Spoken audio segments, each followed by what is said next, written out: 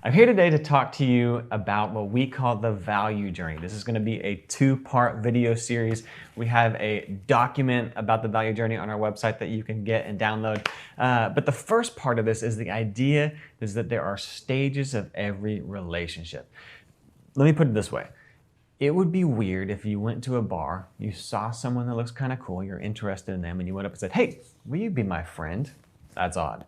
Or another example is let's say you go on a first date, and on that date you're like, "Man, I really like this person, I'm very interested," and you ask them to marry you.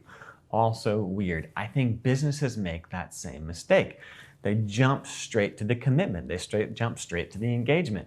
I think as a business and in our personal life, there are stages to a relationship. At first, you have to show interest. This is interesting. This is my product. It's interesting. I'm interested in that product. This is an interesting person.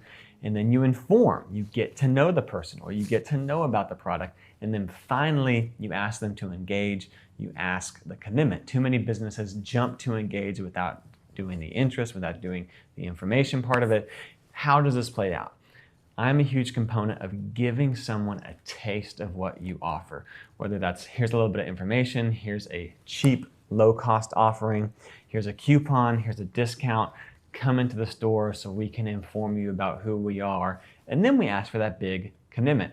Don't make the mistake of saying, "Come buy this giant thing," without first cultivating a relationship.